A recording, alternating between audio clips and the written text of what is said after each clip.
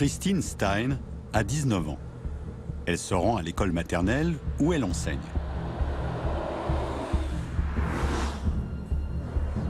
Elle effectue le même trajet tous les jours. Mais aujourd'hui, la route va l'emmener ailleurs. Et la conduire dans un face-à-face avec la mort.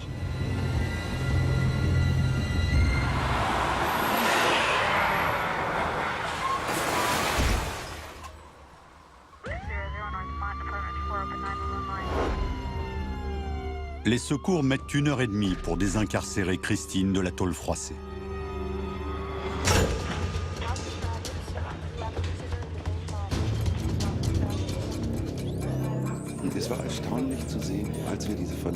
Elle était en mauvais état. Son aorte avait une déchirure importante. Elle faisait une hémorragie et c'était déjà un miracle qu'elle ne soit pas décédée pendant son transport à l'hôpital.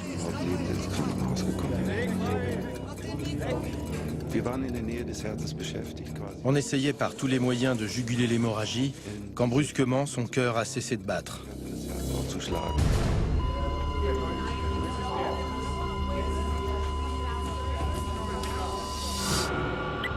De l'autre côté du globe, en Virginie, aux États-Unis, la famille Alexander s'apprête à vivre son propre calvaire.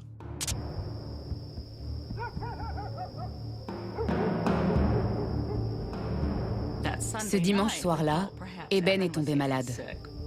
Nous pensions qu'il avait attrapé la grippe à son tour, mais rien de bien méchant. Il toussait un peu, comme le reste de la famille, mais il s'est endormi sans problème. Mais le docteur Eben Alexander, neurochirurgien de son état, se réveille avec des symptômes qui dépassent largement le cadre d'une simple grippe. Et lorsque je suis remontée le voir, j'ai jeté un coup d'œil à travers la porte. Il faisait une crise d'épilepsie.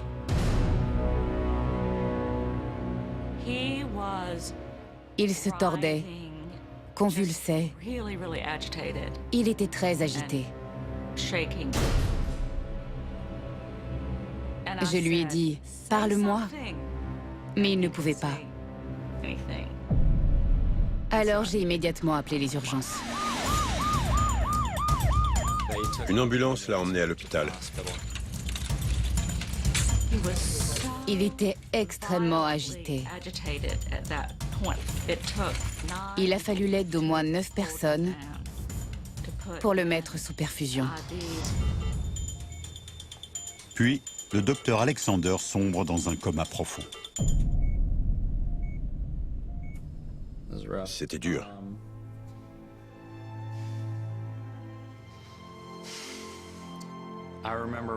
Je me souviens de la première fois que je me suis rendu à l'hôpital. Je me souviens très bien lorsque je l'ai vu pour la première fois. La chambre était sombre.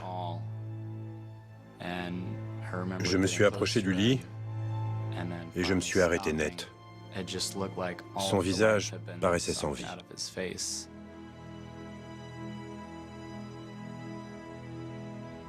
Pendant qu'il était dans le coma, il y a eu un épisode singulier. Notre prêtre, qui était présent, l'a entendu comme moi. Eben a hurlé « Aide-moi, Seigneur !» J'ai dit à notre prêtre « Il a parlé !» Mais c'est tout ce qu'il a dit. Les tests révèlent que le docteur Alexander souffre d'une méningite bactérienne rare, dont les souches résistent aux antibiotiques. L'ironie, c'est que la maladie attaque le cerveau, le domaine de sa spécialité médicale.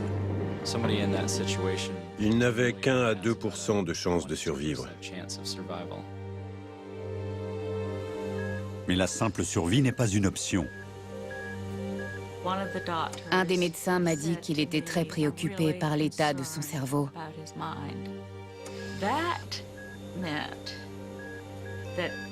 Ce qui signifiait qu'il pouvait survivre, mais à l'état de légume. Je n'ai pas pu m'empêcher de fondre en larmes. Ça a été de loin le moment le plus pénible cette semaine-là. C'était un vrai mystère, parce que malgré la triple antibiothérapie, il ne se passait rien.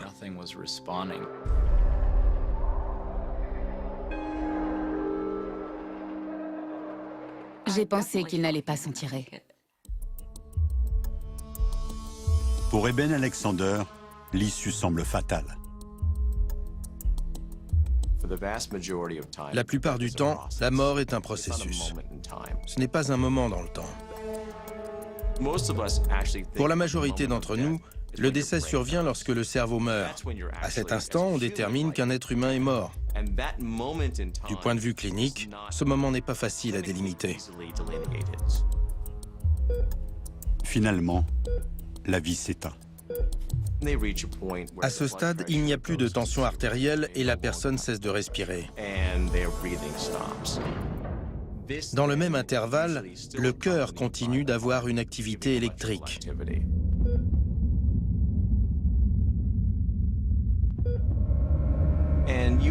Généralement, le processus s'achève par un dernier souffle, puis le tracé devient plat. C'est là que nous déclarons le décès clinique d'une personne.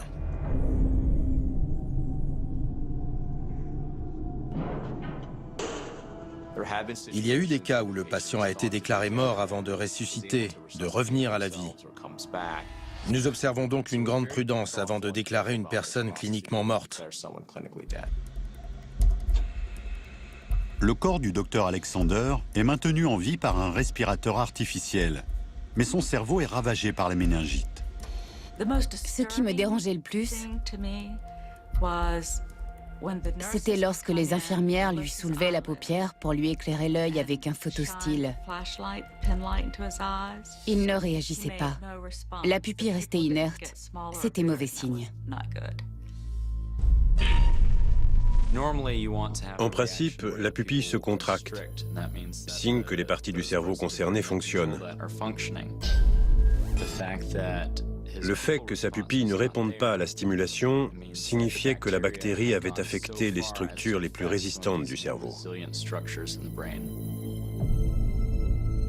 Pour sa famille, le docteur Alexander est quasiment en état de mort cérébrale.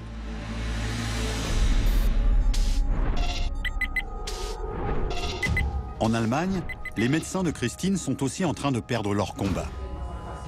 Son cœur refuse de repartir. Il ne lui reste que quelques minutes avant que son cerveau ne flanche à son tour. On essayait de relancer son cœur avec un défibrillateur et on lui a administré plusieurs médicaments. La patiente avait perdu trop de sang. Ses organes en souffraient. Je ne voyais pas comment nous pouvions la sauver. Parce que le cœur de Christine ne bat plus, certains pourraient considérer qu'elle est décédée. Pourtant, quelque chose semble se produire au niveau de son cerveau.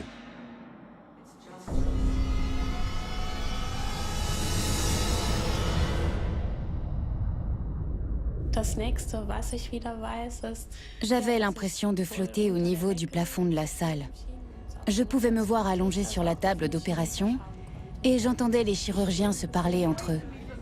C'était une scène intense. J'ai compris que j'étais entre la vie et la mort.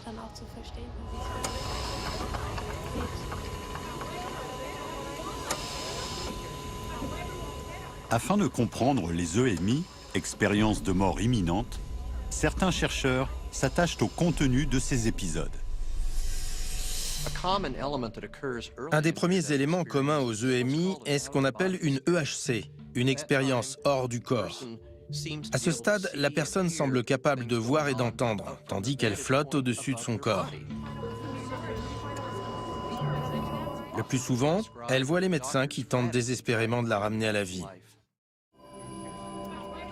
La science médicale permet d'expliquer ce qui arrive à Christine. Pour le neurologue, une EMI est avant tout une situation de crise. Le cerveau de Christine était dans un état critique. Le dispositif qui contrôle son état conscient était défaillant. Son activité cérébrale a rejoint la frontière diffuse de la conscience, où les rêves du sommeil paradoxal et l'état d'éveil conscient sont entremêlés.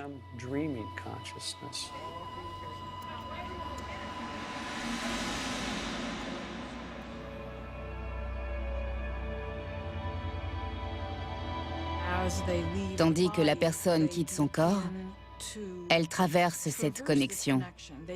Elle voyage entre la réalité de ce monde et ce qu'il y aurait au-delà de cette vie, après cette vie, en dehors de cette vie.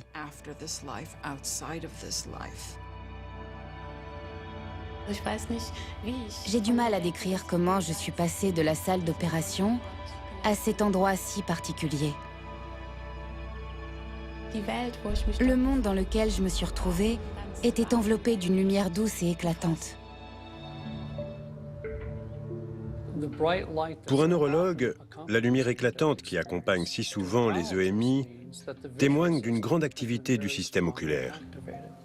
Le système oculaire peut être activé de différentes manières, notamment lors de la phase de sommeil paradoxal. La perception qu'a Christine de ces royaumes divins est très classique. Les EMI décrivent fréquemment des royaumes dont la beauté dépasse celle du monde terrestre. Le terme « royaume divin » revient systématiquement. L'endroit ressemblait à la Terre, mais les couleurs étaient bien plus vives et chaleureuses. C'était merveilleux. Le sol avait une texture cotonneuse, douce et chaude. Je m'en souviens parce que je marchais pieds nus.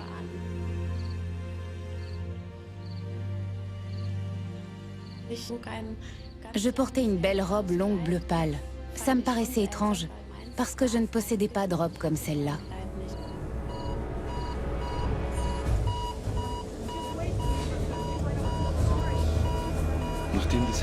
Nous ne parvenions pas à relancer son cœur. Les médicaments et la défibrillation ne donnaient rien. Dans la panique, nous sommes passés au massage cardiaque.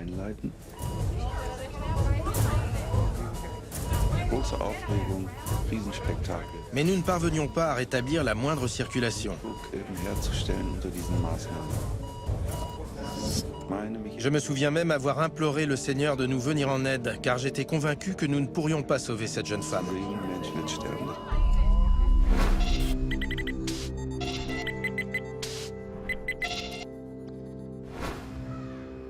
Dans la chambre d'hôpital du docteur Alexander, là aussi, l'espoir est mince.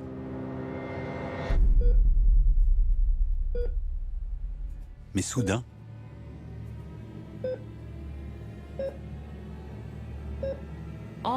le 5e jour, un vendredi, j'ai senti qu'il me serrait la main.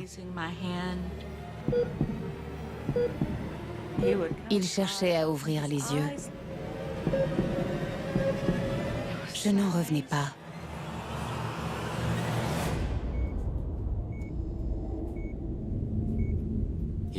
Il a ouvert les yeux, il a arraché le tube de sa bouche et il s'est mis à respirer par lui-même. Les médecins ont déclaré « Quelqu'un d'autre a dû intervenir ».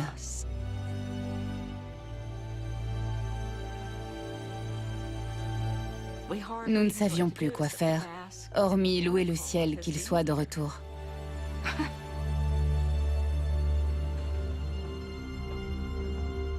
Mais très vite, la famille réalise qu'en dépit du miracle, quelque chose ne tourne pas rond.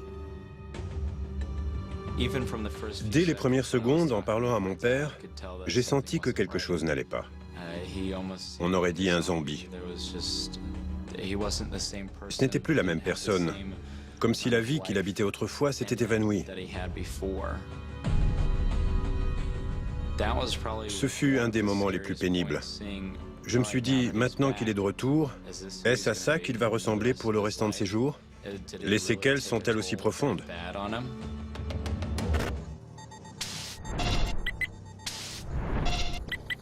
À Koblenz, en Allemagne, Christine sombre profondément dans son expérience de mort imminente.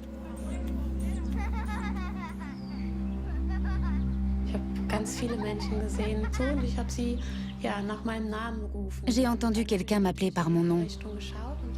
J'ai regardé en direction de la voix et j'ai aperçu 2 personnes qui venaient dans ma direction. Elles m'étaient familières, bien que je les ai à peine connues. C'étaient mes grands-parents. Je ne les avais vus qu'en photo, parce qu'ils étaient morts depuis de longues années.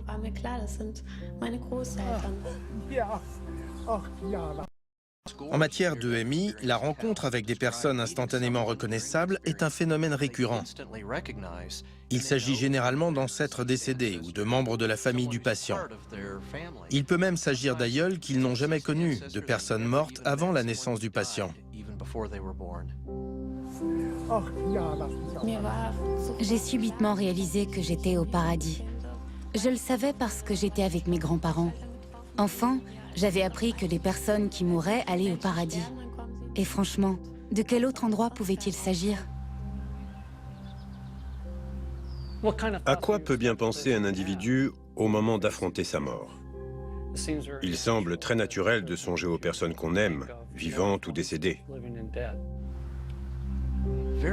La plupart du temps, dans ces royaumes étranges ou divins, le patient communique avec des personnes qu'il semble avoir connues au cours de son existence matérielle, à ceci près.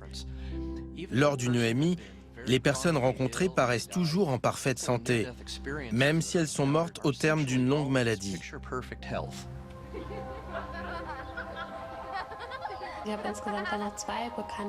Parmi la foule de gens, j'ai reconnu 2 autres personnes, en plus de mes grands-parents. Toutes 2 étaient décédées après une longue maladie. Mais au paradis, elles étaient en parfaite santé. Et c'était vrai pour tous les gens que j'ai vus. Ils étaient heureux, rayonnants, souriants. J'ai compris que là-bas, les défunts évoluaient dans un lieu merveilleux. Christine a eu une vision paisible du paradis. Lors de son coma, le docteur Alexander dit avoir fait un voyage lui aussi, mais très différent de celui de Christine.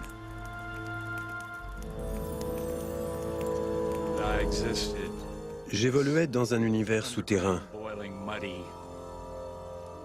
bouillonnant et bourbeux.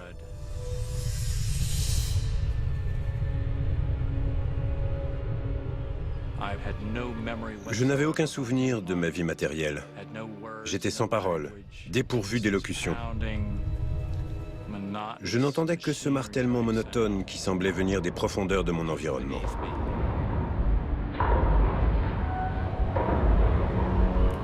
Je distinguais de vagues racines, noires et subtiles.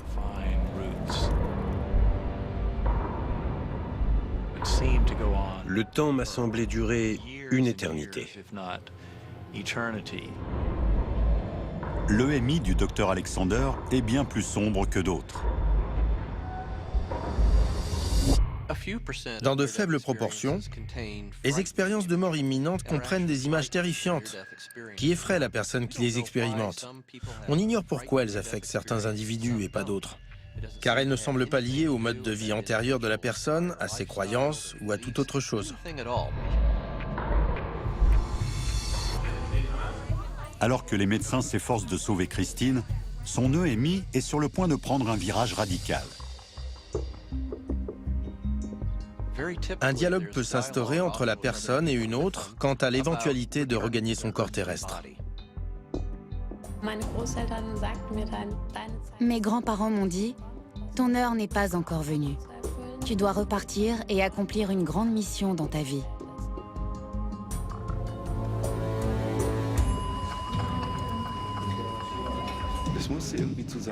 Finalement, j'ai pu mettre une agrafe sur la déchirure de son aorte. Sa tension artérielle est un peu remontée. Puis son cœur s'est remis à battre et nous avons pu stabiliser la circulation à l'aide de médicaments et de transfusions sanguines.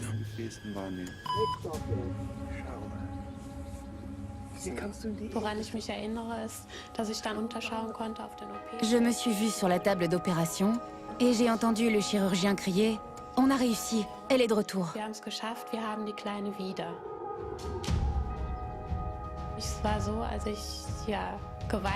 J'ai pleuré lorsque mes grands-parents m'ont fait leurs adieux, parce que je voulais rester avec eux au paradis.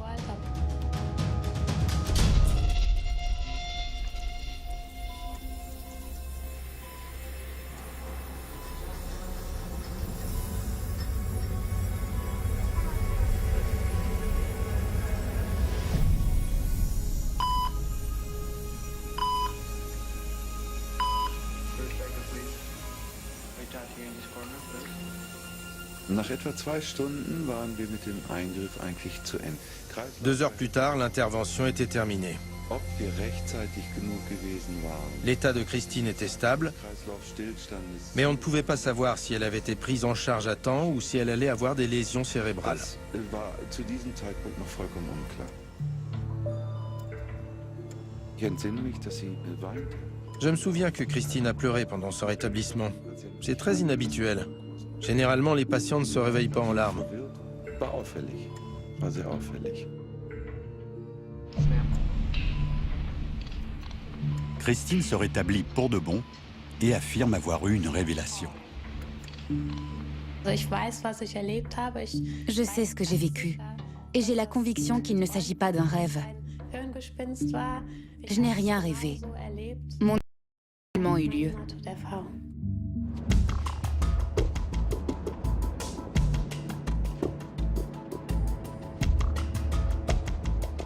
Hier war nun ein Mensch, den ich persönlich kannte, den ich sogar persönlich Cette personne, qui est ma patiente, erzählt, m'a confié qu'elle avait été témoin de la détresse qui régnait au bloc. über diese Verzweiflung am OP-Tisch. Pourtant, sa description était fidèle à la réalité. Original wiedergegeben.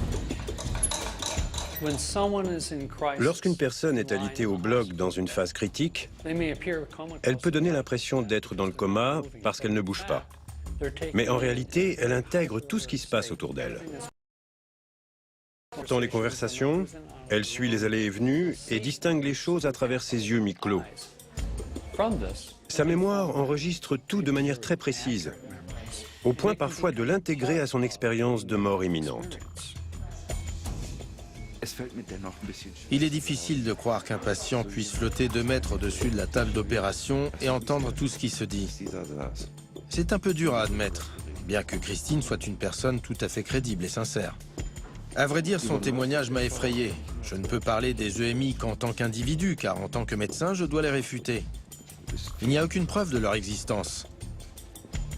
Tout cela est absurde. Was ist das für Les anges qui chantent, la lumière éclatante, les tunnels et ce monde bienveillant, Kann's eigentlich nicht sein. ce sont des hallucinations. Hirngespinste sein. Also ich kann ganz klar sagen, ich glaube an den Himmel gibt's. Le paradis existe, même si la science ne peut pas le prouver. Also der Himmel, Ce n'est pas que dans ma tête, c'est bien réel. ist Realität. Nehmen den meisten Menschen das ab. Je suis persuadé que la plupart des gens qui prétendent avoir eu une EMI ont bien eu une expérience, quelle qu'elle soit. Mais selon moi, il ne s'agit pas de la réalité. Sterbenden Ce sont des hallucinations causées par un cerveau en train de mourir. Si l'expérience de Christine est le fruit d'hallucinations, son cas n'est pas isolé. Des millions de personnes ont relaté des expériences de mort imminente. Le terme « expérience de mort imminente » n'est pas vraiment approprié, car du point de vue médical, il n'est pas nécessaire d'être mourant. Nos recherches ont permis de déterminer que l'une des sources d'EMI les plus courantes était la perte de connaissance. Les EMI peuvent survenir à la suite d'une multitude de circonstances. Dans le cas d'un arrêt cardiaque, d'un accident de voiture, d'une maladie, de complications post-opératoires. Lors d'une réanimation à la suite d'un arrêt cardiaque, 10 à 20% des patients évoquent une expérience de mort imminente. Les recherches du Dr Long montrent que la quasi-totalité des EMI sont vécues comme un événement heureux. Rares sont celles qui débutent par un épisode aussi cauchemardesque que celui du Dr Alexander.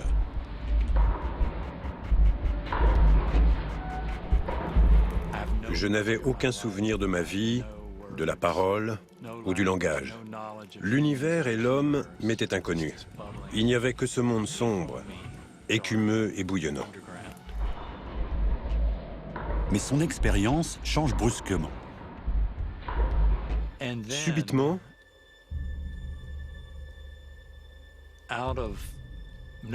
une lumière harmonieuse a surgi de nulle part.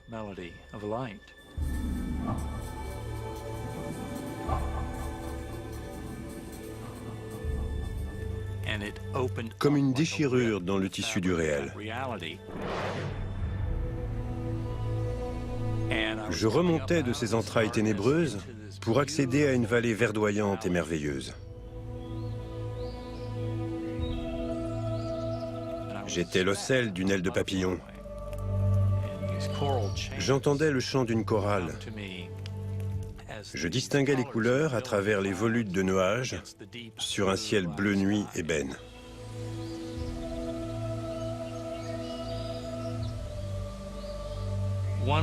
L'un de mes souvenirs les plus précieux est le sentiment de bien-être indescriptible que procurait cet amour inconditionnel et la présence divine qui inondait toute la scène. Il apparaissait clairement que j'étais là pour apprendre, mais pas pour rester. Je ne faisais que passer.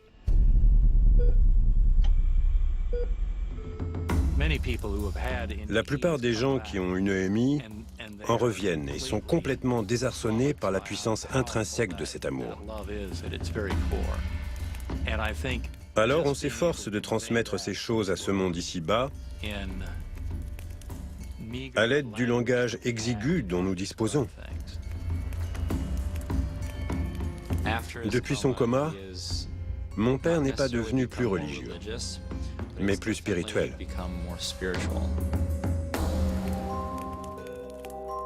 Et Ben Alexander et Christine Stein ont failli mourir. Le traumatisme de leurs expériences les a propulsés dans le groupe très fermé de ceux qui sont convaincus d'avoir entrevu l'au-delà. La similitude des récits est frappante. Il ne fait aucun doute que les EMI se nourrissent d'expériences vécues, qu'elles soient personnelles ou partagées. Lors d'une expérience de mort imminente, nous puisons dans nos souvenirs. C'est d'ailleurs l'une des caractéristiques notables des EMI.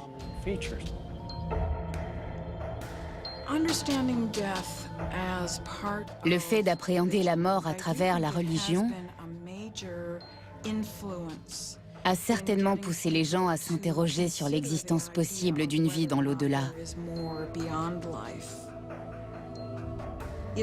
C'est un élément constitutif de la religion, un facteur essentiel de son développement qui a influencé notre façon de croire et d'appréhender la notion de vie après la vie.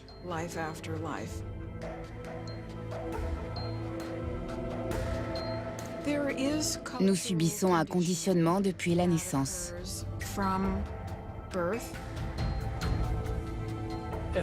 Si un enfant suit des cours de catéchisme et est immergé dans un enseignement religieux, il n'y a rien de surprenant à ce qu'il aperçoive Jésus lors d'une expérience de mort imminente. Selon le docteur Nelson, il existe d'autres raisons plus fondamentales pour expliquer les similitudes entre les expériences de mort imminente.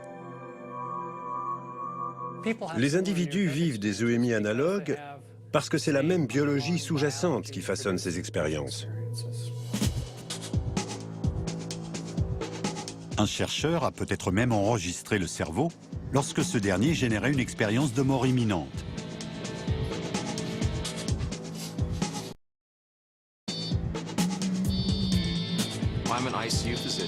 Je suis médecin dans une unité de soins intensifs où on suit des patients dans un état critique. Certains d'entre eux sont à un stade trop avancé pour que nous puissions les aider. Ils finissent par mourir. Nous faisons tout notre possible pour que nos patients ne meurent pas dans la souffrance. Cela se traduit par l'administration de doses adéquates d'antidouleurs.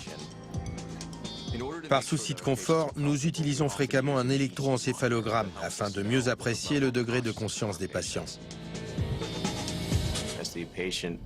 Lorsque le patient vit ses derniers instants, le niveau de conscience enregistré par l'appareil atteint un seuil très bas avant de tomber à zéro.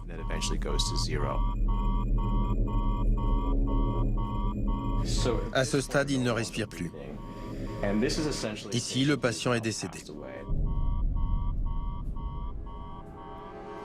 Après la mort du patient, le moniteur enregistre un pic de son activité cérébrale.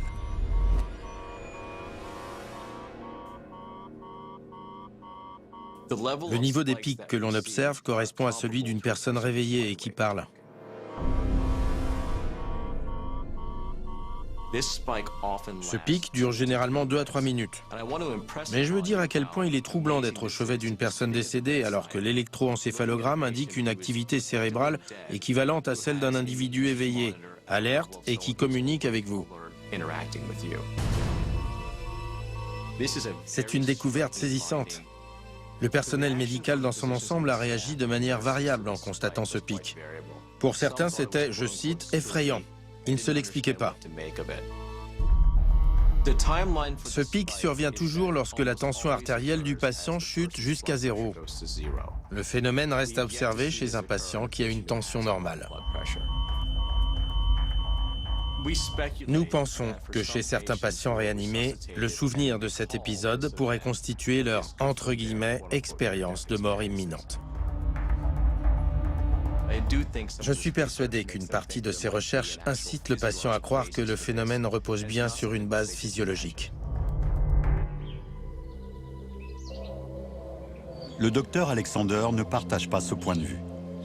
Il est désormais convaincu que la conscience survient en dehors de notre corps, ce qui explique les expériences qu'il a vécues lors de son coma. Je suis neurochirurgien et enseignant à la fac.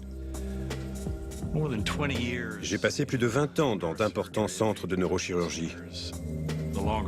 Plus je m'investissais dans ce domaine, plus il m'était difficile d'envisager qu'une conscience puisse exister après la mort du corps et du cerveau. Car j'étais convaincu que le cerveau était le support indispensable à la conscience. Et puis j'ai vécu une expérience de mort imminente. Mais ce qui est étrange, c'est qu'il n'y avait pas de place dans mon cerveau pour que cela se produise. Le docteur Alexander estime que sa méningite a créé une véritable simulation de la mort.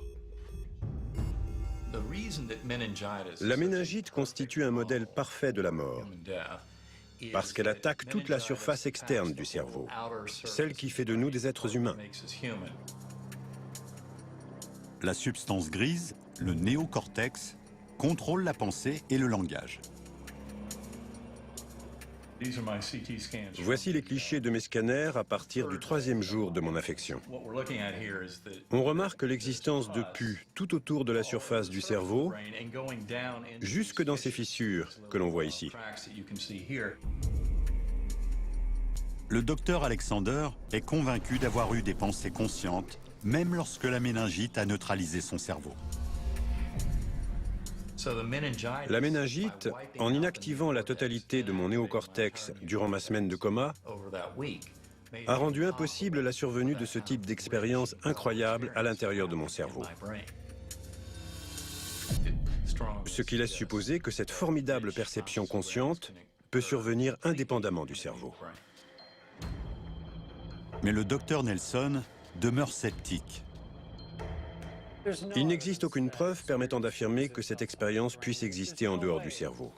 Il est impossible que le docteur Alexander ou toute autre personne sache précisément à quel moment son expérience lui est revenue à l'esprit. Il a très bien pu se produire pendant sa rémission. D'ailleurs, il a lui-même admis avoir perdu la notion du temps. Le docteur Alexander et Christine Stein reconnaissent tous deux que leur expérience de mort imminente a modifié leurs croyances. Mais à Hong Kong, une femme affirme que ces visions de mort imminente ont donné lieu à des changements miraculeux d'ordre physique. Anita et Danny Morjani sont mariés depuis 7 ans lorsque leur vie prend un virage radical. En avril 2002, j'ai senti une protubérance au niveau de ma clavicule gauche. Je me suis rendue chez un médecin pour un examen clinique. Le docteur a pratiqué une biopsie. Les résultats des examens arrivent 3 jours plus tard. Nous étions tous les deux assis dans la clinique et le médecin nous a dit qu'il allait effectuer d'autres examens. Anita était atteinte d'un lymphome de Hodgkin, une forme de cancer. Je n'en revenais pas. Vraiment.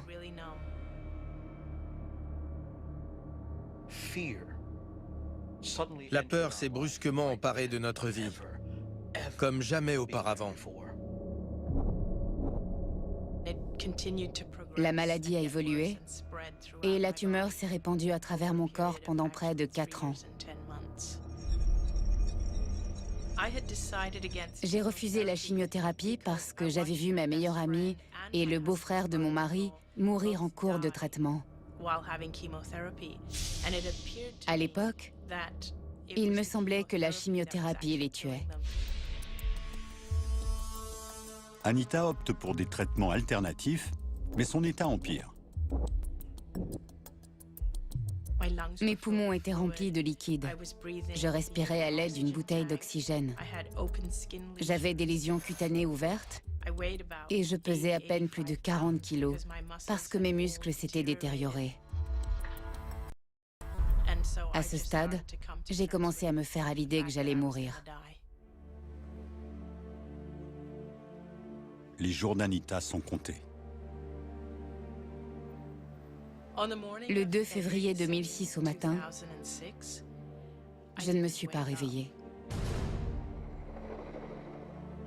Le cancérologue m'a dit « Ce sont ses dernières heures. Elle ne passera pas la nuit. Si vous devez appeler quelqu'un, faites-le maintenant. » Je crois que je peux dire qu'à ce moment-là, j'ai presque eu le sentiment que ma vie s'arrêtait.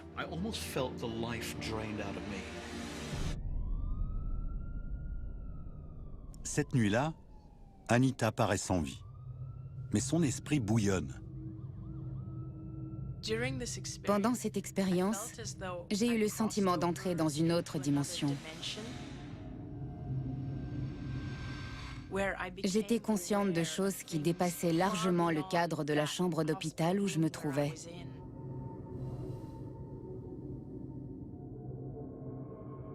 Anita Morjani garde un souvenir précis de l'au-delà.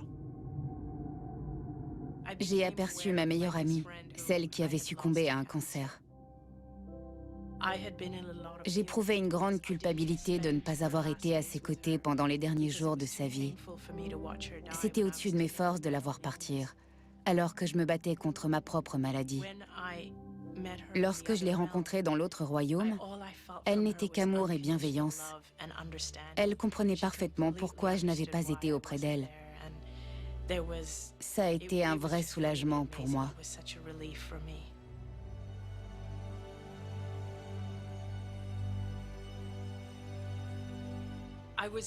J'ai eu le choix entre revenir à la vie ou me laisser envahir par la mort. Dans un premier temps, j'ai voulu sombrer parce que ce royaume était si merveilleux. C'était d'une beauté. Et puis, je ne voulais pas revenir dans un corps malade. Et c'est là que j'ai compris qu'en choisissant la vie, je choisissais la rémission.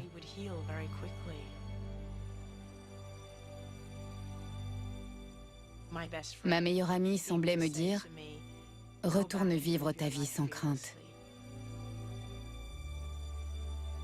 Et c'est à ce moment-là que j'ai ouvert les yeux et que je suis sortie du coma. Ce moment a été l'un des plus heureux de ma vie. J'étais fou de joie. J'étais sans doute la personne la plus heureuse sur Terre, la plus heureuse dans l'univers. Mais le corps d'Anita est encore rongé par le cancer. Je répétais sans cesse que tout allait bien se passer, qu'il ne fallait plus s'inquiéter.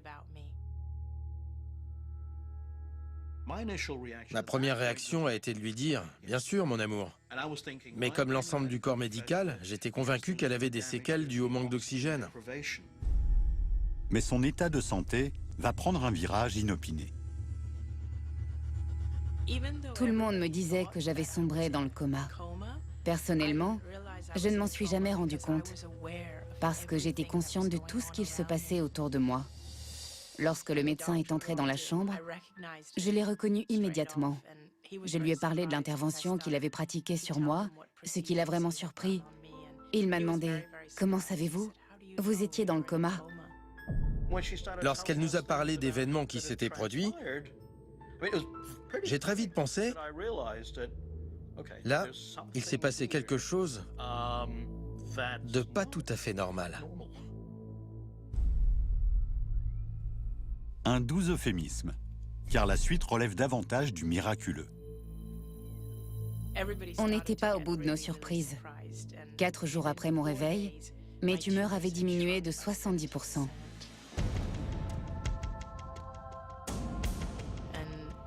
Et au bout de 3 semaines, les examens ne révélaient plus aucune trace de cancer.